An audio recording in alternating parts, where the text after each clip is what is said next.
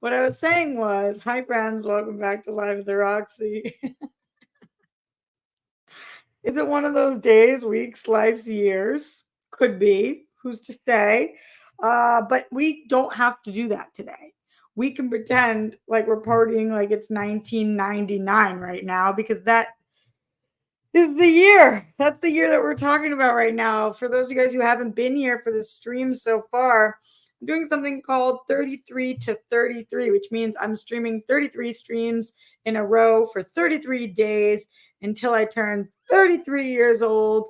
And we are covering a different year every stream. So we started with 1991. We are now on 1999, which I'm actually more stoked about than any other year so far. So, what do we talk about on the show? We do the top 5 grossing movies of the year, the top 5 watched TV shows of that year, and the 5 biggest hits on Billboard, plus just kind of the state of the union, the state of the entertainment industry, the world. It's not really as much the world as it is this country. Sorry, it's a very U.S. centered show for this 33 to 33. And then for some reason, I decided early on I really wanted to talk about what zodiac year it was each year. Spoiler alert: 1999 is the year of the rabbit. So I hope a lot of people were boning. You know, like boning like rabbits. Did you get it? Okay. The reason I'm most excited for this year so far, though, is because I am like a giant 90s girl.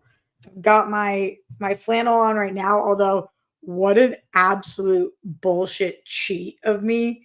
I want to tell you guys something. I'm embarrassed to tell you guys something, but I'm going to tell it to you, but I'm embarrassed, so be nice. This flannel, it's actually cotton, but you know what I mean. I got when I was in high school because I still wear all my clothes from high school.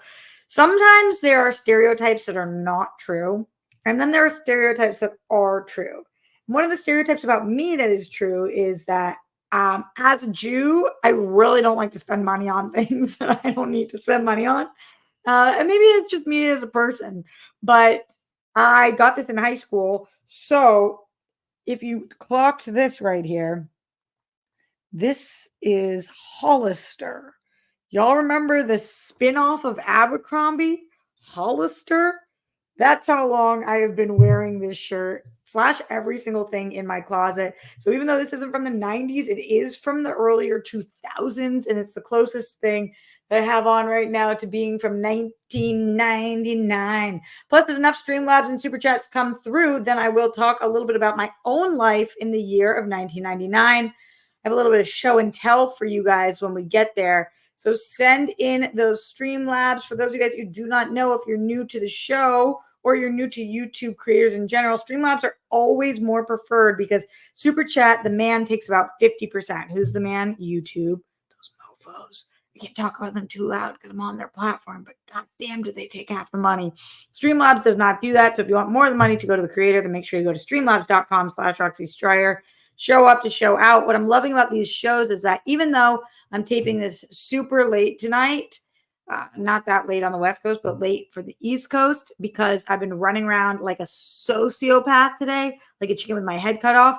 You guys know I'm doing a show a day for 33 days. So you guys started sending in your Streamlabs early this morning, which I absolutely love, which means that we got a few things for the top of the show before we get into some of those specific movies, TV shows, and TV shows, and music. It's like, what's the other big 3? So shout out to Therino87. I wonder if 87 is the year you were born. It's a good day from Australia. I thought I would get in early as 1999 was a good year for me. My parents took 10 weeks off, long service leave, and me out of school for a US trip. Was a great time.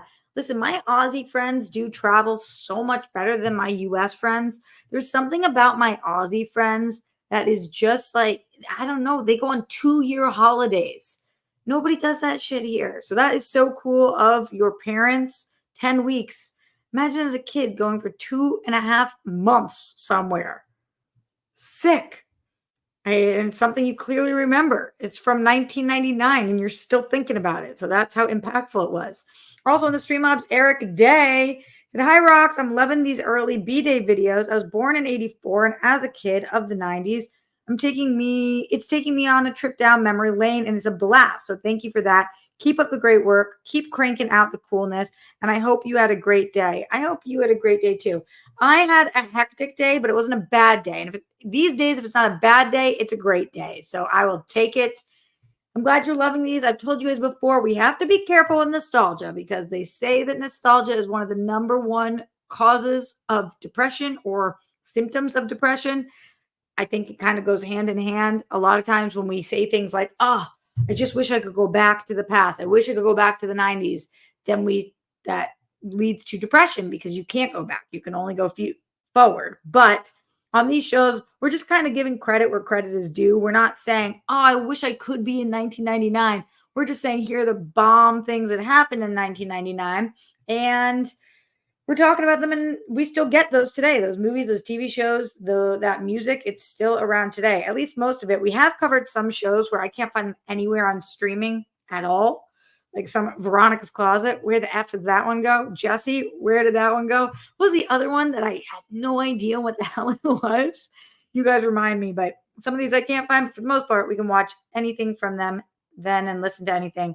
But thank you, Eric, for that. Mike Joyce in the Streamlabs said 9/33. So this is our 9th one out of 33. Glad you watched Challengers. It's my favorite movie of the year. It and Dune 2 are the only movies I've seen 3 times in a theater this year. Josh O'Connor in the sauna definitely made me question my sexuality. The score was pretty incredible, too. Mike, I couldn't be with you more. Obviously, this isn't a movie from 1999, but I'm happy to talk about it until I'm blue in the face. Can't get over how much I love this. I'm so grateful that I was able to cover it on Real Rejects. As you guys saw who watched it, Greg and I had absolute opposite reactions, like complete polar opposites. But yeah, that sauna scene, man, that was steamy. I was like, take your clothes off and bone. Y'all are hot. It was great. RQMDSMD in the Streamlabs. What's up? One day I'm going to know what it stands for, and I can't wait till that day. You told me when we hit 33 days, or was it on your birthday you're going to tell me? Let us know what it stands for, / just thank you for the support. And the last Streamlabs to come in before the show started came in from Haunted Autumn. Haunted Autumn said, favorite film of 99, End of Days. The last truly peak Arnold film, and Gabriel Byrne plays the best Satan to ever grace the silver screen. Its allure may have diminished over the years, but in a cinema in the last weeks of the millennium, magnificent. You know what I'm so jealous of, Haunted Autumn? Anybody who can remember their movie-going experiences from the 90s. I have a total of 0 recollection of seeing anything ever in the theaters prior to me working in the entertainment industry. Like, I can't remember any movies I saw in the theaters. None. I'm not even kidding you. Until I started going for work, I don't know what I saw in the theaters. My brother all the time will say to me, he's like, we saw that together. I'm like, I don't remember that. Your girl's not with everything, but with movies. I can't remember shit. This is how I found out that Luke Skywalker lost his arm. It was Luke, right? You guys remember when I learned that on the World Girls? I've seen every Star Wars movie multiple times, and I forgot that Luke didn't have an arm. What do we do with me? What do we even do with me? Shout out to J-Dog in the super chat. 1999 was the year I became a J-Dog, the nickname. Damn, what happened that year that you were like, now I am reborn as J-Dog? Oh my God, Christian Hylop in the chat. What's up, my friend? It is way too late for you. What are you, not on East Coast time? It's not even Tuesday for you. It's Wednesday. For all you know, you and I are filming right now. We're filming in like a few hours. It's his hand, not his arm. I don't remember that. Maybe this is why I love the new Star Wars show that nobody else likes. casual fan. So he didn't lose his arm, he just lost his hand? What happened? I don't even know what happened. I was so sad to relearn that. Now I'm relearning it all over again. All right, well, you live, you learn. Because we're talking about Star Wars, let's just start with the top 5 movies, and then we'll get into a little bit of the landscape after that of 1999. The top 5 movies, because we are talking about Star Wars, you guys take your guesses in the chat what the top 5 movies are. I'm about to spoil what number 1 is, because the number 1 movie in the box office of 1999 was, in fact, a Star Wars movie. It is Star Wars Episode 1, The Phantom Menace. It grossed $430 million. This was a big banger hit. I don't remember seeing this in theaters, although I know I did because my brother has told me I did. I do remember having this on VHS, and I remember really liking the Star Wars prequels, but I remember not liking this one as much as I liked episode 2 and 3 or episode 2, I was a Hayden Christensen stan. So, Phantom Menace, should your girl do a rewatch? Probably, because don't remember fully what happened, but very popular movie. The number 2 movie, though, is what I used to answer when people would ask me, what is your favorite horror movie? I used to answer this number 2 movie for years. From the day I watched this movie, which was on VHS at my house, to maybe 5 years ago, I would answer this. The only reason I don't answer this movie now is because it's not really a horror movie. It's just what I called a horror movie until I realized there was a difference between thriller, suspense, horror. But I put this in the horror category in my mind. That is, you guys guessed in the chat, The Sixth Sense. I credit this movie to being one of the first movies I saw. I always wanted to be an actress. I said it to my mom when I was 3 years old. But I credit this as one of the first movies that I saw that made me really want to be in the entertainment industry, to make films. Because I remember the feeling that I felt at 8 years old when we get to I See Dead People, and I was like the bait and switch of it all. I was effing shook. Like, that was to me one of the coolest things in the world. And I was like, I want to make somebody feel like this. Like, they did not see something coming. And then I remember going to school and telling all my friends, you know, that feeling when you're a kid and you see something that you think is so much cooler than anybody else saw, and nobody else was allowed to watch this movie, but my parents let me watch any movie I want when I was a kid. I went right to school and I told all my friends, you guys will never guess what happened at the end of The Sixth Sense, which is such a bad thing to do. Like, the worst thing you could do about The Sixth Sense is ruin it for people. It's the whole point of the whole movie. And I ruined it for absolutely everybody. But I just thought it was the coolest thing that ever existed. And this movie was like knockout, drag out for me. Now, these next 3 movies are also all still really big deals. So 1999, great movie year in terms of the longevity of these movies. Some of the other movies that we've talked about that were in their top 5 grossing of the year, they kind of fell off after a few years and we don't really watch them. All 5 of these are still consistently talked about. So can you guess 3, 4, and 5? I'm going to start at the bottom now. Starting at the bottom is a movie that I didn't see until I think it was a year, maybe 2 years ago. You guys will know how I watched it first. Was it with the World Girls that I first watched it?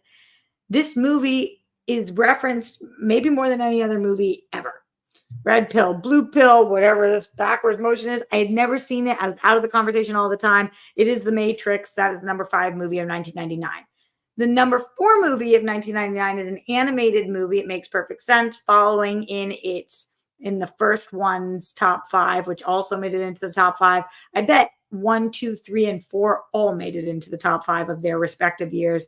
It is Toy Story 2. And then the number 3 movie is a movie that I think is one of Steph Sabra's top 5 movies of all time. She definitely references it nonstop. She references all of the ones in the franchise. It's the Austin Powers, The Spy Who Shagged Me. I dressed up as Felicity Shagwell for Halloween. Just let that sink in for a second. I loved her. And then I later on dressed up as a fembot when I was in college. but I dressed up as Felicity Shagwell. I remember thinking I was so cool. What's your favorite of these top 5? Let me know. Streamlabs in, super chat, and let's see what is going on with you guys in the super chat. We got Andrew Thomas, sexy Andrew. Happy 1999, sexy country girl Roxy. I had 2 events in my life. One good was my second brother was born, but I lost my first grandparent, my pop Dombrowski, when I was 11. Life is so weird. It taketh and it giveth. And that happened to you this year in both ways. Thank you for sharing with us, Andrew. Also, Justin D in the super chat, he says, 1999 brought the one movie everyone in my family loves, Galaxy Quest. What a great one. Wow, Galaxy Quest came out the same year that Star Wars Episode 1 came out. Obviously, I know that those things are not related, but just that's an interesting. I did not think that those came out the same year. I thought Galaxy Quest came out way before. I would have guessed Galaxy Quest came out in the mid 80s, and I would have been wrong. So it's a good thing I wasn't guessing. Why did I just out myself? The world will never know. Mirjam Serenity Moon says, hi from the Netherlands. Hi, Netherlands. 6:22 in the morning here. Oh, I know it's not about 1999, but I wanted to say I watched MILF Manor this week. All right, let's talk about it. You want to talk about it? Let's talk about it. Number 1, thank you for being here from the Netherlands. Number 2, it's early as fuck for you. Thank you for being here first thing in the morning. Are you just always up at this time on YouTube, or was today's particularly special? Number 3, and I'll keep this brief, MILF Manor is, in fact, the greatest reality TV show I've ever seen. And I will not be taking any follow-up questions at this time. I mean, that show just like mind blows. Just blowing my mind every time. I can't believe it. Them with the butts, with the butts, them guessing whose butt it is. You gotta be kidding me. All right, I could do a whole stream on that, so we won't talk about it right now. That show certainly was not on 1999. You are correct. Send in those Streamlabs, send in those super chats as we talk about 1999. You can let me know what your favorite movie, TV show, or music was of that year, or just something that happened in your life that year. We do have a Streamlabs coming through from Jake Yacovetta, who says 1999 was my junior year of high school in Germany. The U.S. Army gave us a warning about Y2K, basically telling us to stay the fuck home on New Year's Eve. We did not. We went wild in downtown Heidelberg. Okay. That's fun as hell. I have partied in Germany before, and in Berlin and in Munich, and Berlin was like one of the greatest party cities in the world. So Y2K in Germany, man, oh man. Let's talk about Y2K. Shall we talk about it? Let's talk about it. Listen, everyone here, I'm guessing if you are on this show, you remember 1999. There might be some people that are a little young to remember it, but you were probably alive and you probably heard about the Y2K scare. This was my favorite. What was the first comment of the show before we even started the show today? I clocked this, thought this was hysterical from Haunted. Remember, turn your computer off before midnight on 12/31/1999. That was everywhere. Everybody was being told, turn your computer off. You got to turn it off because otherwise bad stuff's going to happen and it won't work anymore. Then nothing electronic will work. The Y2K scare had everybody shook. It was just that, a scare. That was the first time in my life I learned that the build up to something does not necessarily impact or show what the outcome is. I was like, Mom, Dad, what the fuck is this? Why are they freaking out about Y2K? But there were some interesting things that did take place in 1999 that actually did come to fruition. Harry Potter and the Chamber of Secrets, big book, another big Harry Potter book. Tiger Woods won his first PGA. Albert Einstein was named Person of the Century by Time. I started thinking, and obviously we're only in 2024 right now, but if you had to name Person of the Century for this century so far, who would you name? Last century was Albert Einstein. Who is Person of the Century for this century so far? Of course, we are only a quarter of the way there, but who is it? Pokemon craze started in 96, but by 99, it was full blown. There was a TV show, there were playing cards. I had a whole book on it. My brother since then has tried to sell my cards, claiming they're his. That bastard, they're mine. This was the creation of the Euro. Big deal. Legoland opened. I went to Legoland, I think not in the opening year, but maybe a couple years following. I remember being very intrigued by the robot Legos. SpongeBob premiered. I didn't know SpongeBob was still on today. I was talking to a couple of my interns and they were telling me about SpongeBob. And I was like, oh, yeah, that was SpongeBob for sure. And they were like, yeah, that new episode, something, something. And I was like, new episode of SpongeBob? Who knew? Who knew SpongeBob was still a thing? Not I, said the rocks.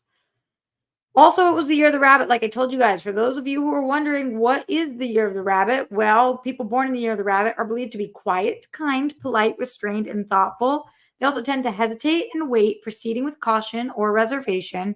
They can also cause them to miss opportunities because of that. They're highly sensitive and sentimental. Those born in the year of the rabbit attach importance to friendship and fellowship of the rings. It doesn't say that. However, due to their tender-hearted nature, they can be easily hurt and influenced by their emotions. Do we have any year of the rabbits in here? Any 1999s? Let me know while I take a long pregnant pause. That's what it's called. I'm not pregnant. You'd have to have sex to be pregnant. That's a whole different story. But what is good? Let's go to music. You want to talk about musica? Send in your Streamlabs. Let me know your top movies of this year, music of this year, TV shows of this year, or things that happened to you. And we will go to music now. We will talk about television. And then if we get enough support in the Streamlabs, I'll talk a little bit about my life that year. My life be like, ooh, ah, ooh. That wasn't one of the songs, but the songs are unbelievable. I would say that 3 of these top 5 songs are songs I listen to once a week. And a 4th one is a song I listen to once a month. It's on multiple of my playlists. So this is like lights out for me. This top 5, 1999. But it is all very these are all stellar female pop stars, vocalists that just knock it out of the park. So it's all one kind of vibe. Let's hit the pun intended. Let's hit the number 5 song with, any guesses with my pun? Baby One More Time. Britney Spears cracking the top 5. I believe it's the first time that her song was on the top 5 of the charts. Hit Me Baby One More Time was not just a legendary song, but music video as well.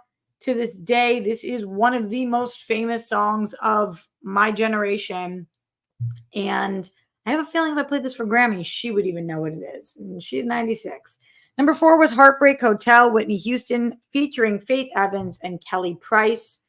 That's the one that I don't listen to as much, but these top 3, this 3rd one I listen to often, and number 1 and 2 are serious once a weekers for me. Number 3 is Angel of Mine, Monica. That's 2 years in a row that Monica has a top 5 song on the Billboard charts. Angel of Mine. Very sweet song. Let's hit 1 and 2 back to back. That number 2 song of the year is the first song I ever memorized every word to. I had a karaoke machine in my room that I got for my birthday that was like, I don't know, maybe 2 feet tall, and I was obsessed with it. And you could buy CDs of one song, and I bought this one, and I sat there on repeat and repeat and repeat learning this song. And it is, in fact, No Scrubs TLC. The first song I ever memorized. I was obsessed with this song at 9 years old. Did I know? Did I know jack shit about Scrubs? I certainly did not, but I had attitude. I had attitude because I don't want no Scrubs. Scrubs, the guy who can't get no love from me, hanging on the passenger side of the best friend's ride, trying to holler at me. Scrubs, the guy who thinks he's fly, also known as a buster. Always talking about what he wants, but just sits on his broke ass. So no, like I really went in, and I was like, whoever a scrub is, none of my time. No. I don't want your number. I don't want to give you mine. No. So that is a banger amongst bangers. But The number one song so deserves to be the number one song. This is on, it should be on every person's breakup list for sure.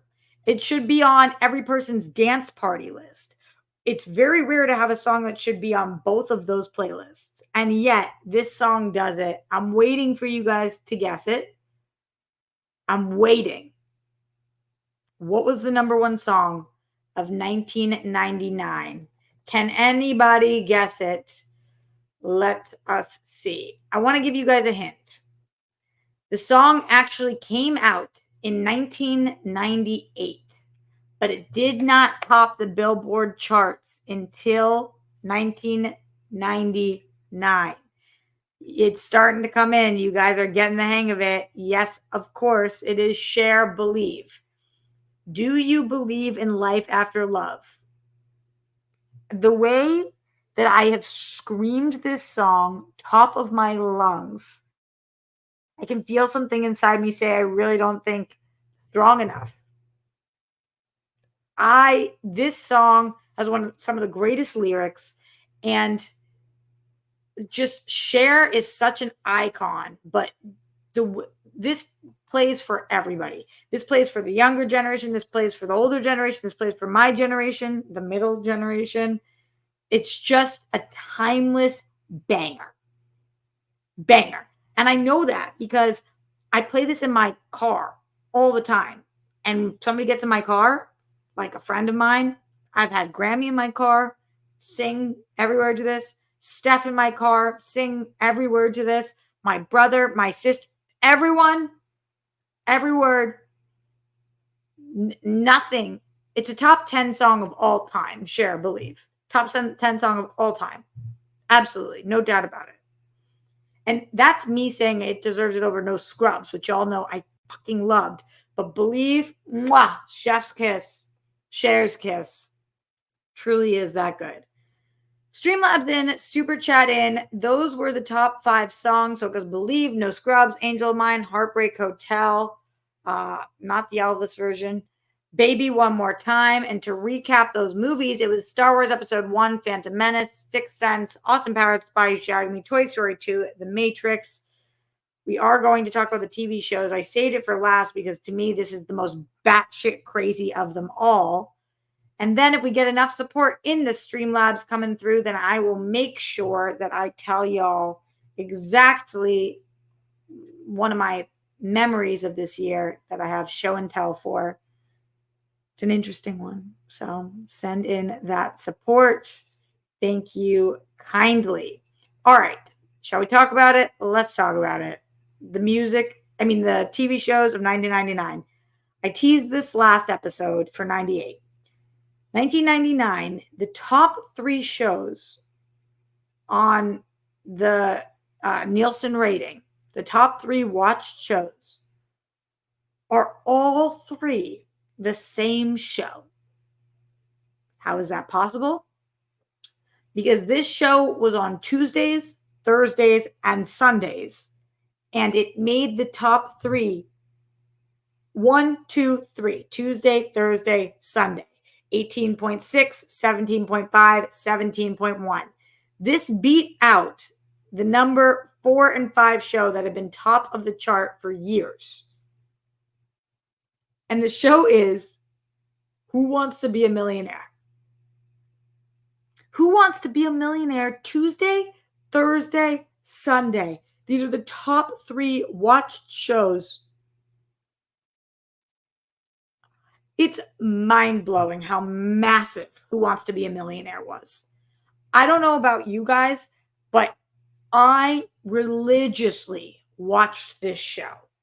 This is what brought the competition game show television into my life. I never watched any kind of game show TV ever before this. I religiously watched Who Wants to Be a Millionaire. I was obsessed with Regis. I loved this show.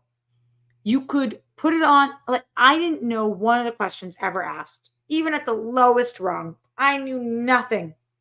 And yet, I was so obsessed and so attached to this show that I feel responsible for all three, Tuesday, Thursday, and Sunday, of getting these views up there because I loved this show. Who in the chat religiously watched Who Wants to Be a Millionaire? And why? Ash is right. It was a crazy concept that you could answer 15 questions and become a millionaire. And it happened sometimes. It was very infrequent, but when it happened, I was like, oh my God. It's like watching somebody win the lottery. And it was crazy. It was so fun, so easy to watch. Everyone could dig it. And you're rooting for these people so hard. And the lifelines were brilliant. Phone a friend. And we would go to school and ask each other, if you had phone a friend, which friends would you have had on your list? Who would you have on your phone a friend list? I still wonder to this day, who would be on my phone a friend list? Who knows all this random shit? Yeah. Yes, Ash. I remember this. The famous guy who used phone a friend to tell his dad he was about to win. And I'm weeping. Phone a friend, Sam, phone a friend is so iconic. Like, I want to get mad at this because just brief spoilers for you. The number 4 show is ER and the number 5 show is Friends. And like as I've been telling you, Friends is my favorite show of all time, and it still hadn't hit number 1 on the top 5. And ER consistently was number 1 above Seinfeld and Friends. And so I want to be like, this should be Friends. But truthfully, when we are thinking 1999, there's nothing more iconic than Who Wants to Be a Millionaire on Tuesday night. Who Wants to Be a Millionaire on Thursday night. Who Wants to Be a Millionaire on Sunday night? 1, 2, 3. Fuck all you other shows. We have a complete monopoly on television. This is like ABC's wet dream. Phone a friend, man. Brilliant. Easiest game show idea ever. Ever. Also, shout out to whoever your phone a friend would be. That's a lot of pressure on that person. Imagine receiving that phone call and it'd be like, yeah, I know. 50-50 sometimes wasn't helpful. 50-50 sometimes was not helpful. 50-50 was like, oh, so you took away the ones that I knew it wasn't. But sometimes it was helpful. And that was dope. Ask the audience was super tricky. Like, I really would be judging. I would look around. If I was playing, I'd be looking around being like, how does this audience seem to me?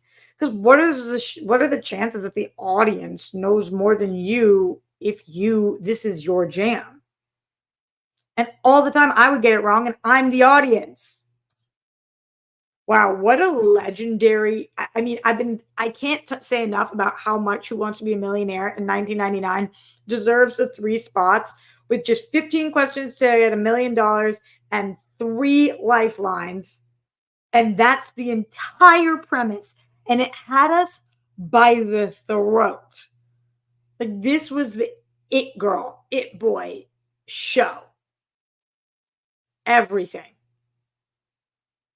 This is what made me give other shows a try. You all, the weakest link, goodbye.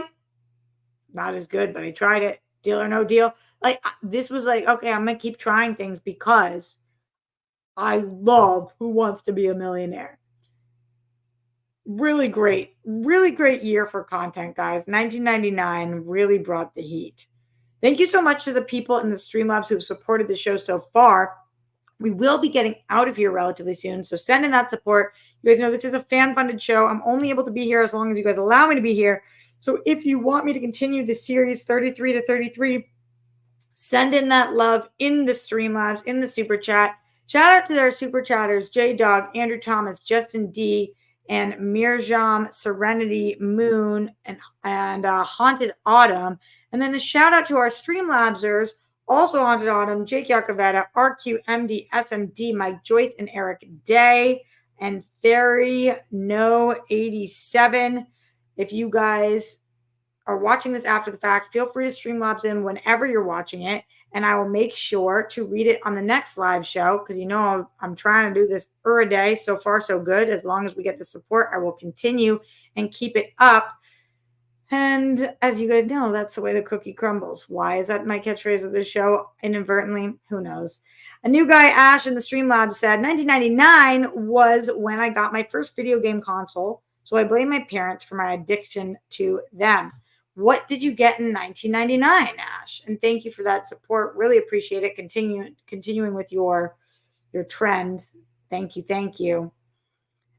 All right. So going over some things. Who wants to be a millionaire? Who wants to be a millionaire? Who wants to be a millionaire? ER, Friends, Star Wars Episode 1, Sixth Sense, Austin Powers, Spy Who Shagged Me, Toy Story 2, The Matrix, Believe, No Scrubs, Angel of Mine, Heartbreak Hotel, Baby One More Time, Year of the Rabbit, Y2K, Harry Potter Chamber Secrets, Tiger Woods won his first PGA, Albert Einstein Person of the Century. What were you guys' answers to who's the person of the century so far? Pokemon craze, just like crazy. The Euro, Legoland, SpongeBob. That was 1999. Let's talk a little bit about me. Continue to send in your support. Streamlabs.com/RoxyStrider. In 1999, I was 7 and 8 years old because my birthday is in July. I was living back east. I now had a brother and a sister, and I was in elementary school, in the same elementary school that my father had gone to and that my brother was in. And I was, this is my thing of this year that I remember.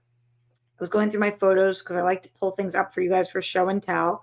So let's see. This is a certificate that states this is my record about me going to the congregation of what was called BJEP, Brandeis Jewish Education Program, and that is Brandeis's Hebrew school. And the reason why this is relevant is because if you guys have been watching this show for a while, you guys know that my brother continues to call me out, and Christian, who was on the show, everybody, fake news, that didn't happen, you're exaggerating, whatever. I am a very dramatic person, but I'm not a liar. Not that they've ever called me that. But my brother, for years of my life, claimed that I did not go to Hebrew school. And I'm like, you're just full of shit. You didn't go to Hebrew school. I did go to Hebrew school. Why did I go to Hebrew school? Because I have always had a stronger connection to Judaism or wanted to learn more about Judaism than my siblings, who both of them did not go to Hebrew school. They both had Hebrew tutors when they were prepping for their bat mitzvah, but I begged my parents when I was younger, so 7, to let me go to Hebrew school because I really wanted to learn more about Judaism. And we were Reform Jews, so this was a Reform school, which means that it was less about God and more about the history of the Jews and the practices of Jewish people and traditions and being able to read Hebrew, which I used to be able to read and write the letters. Now I can't at all. And so for years and years, this has been back and forth of him and me. And I'm like, I don't care what you say. I went with this girl, Brooke and Allie. I remember it very well. I went to BJEP and he was like, why would you have gone to BJEP and I didn't go? And I was like, because I asked them, and my parents were really hesitant about it because my dad's an atheist and they never wanted to push religion on me, but I really wanted to go. And they didn't want to deny me from going to Hebrew school when I wanted to go so bad. So maybe a year ago, I'm going through with my brother the family box where we keep all this stuff, and we found this mother effing certificate, and I was like, vindicated, I am righteous. Like, I wanted to shove it in my brother's face so hard because he has just claimed and yeah, so this is my memory of this year. is that it was my first year. I did it for a couple of years. This is my first year of Hebrew school, and I really liked learning about the Jews. I feel very connected to my people. I'm not a religious person, but culturally, I am very Jewish. I've always been more connected in that way than my siblings who have their own relationship to Judaism. But I knew exactly what I wanted to do, and my parents, I appreciate that about them. They didn't push things on us, but when we wanted to do things, they helped and encouraged, and they took me there. And yeah, I remember carpooling with these two other girls, and that's what happened in 1999. So now y'all know that's my little bit on 1999. Suck it, Jet. It really happened. Ash in the Streamlabs, streamlabs.com/Roxy Stryer said Bill and Melinda Gates have donated over $30 billion to help people get vaccinated and running water and stuff. Bill Gates was a ruthless villain in the business world, but it's hard to argue against the impact of the amount of good they've done with the money. Yeah, that is interesting because anytime I talk to Grammy about like billionaires all suck, and she's like, but Bill Gates has done so much good. And it is true that a lot of billionaires, some billionaires have done a lot of good. They've also done a lot of bad, but that is a good thing indeed.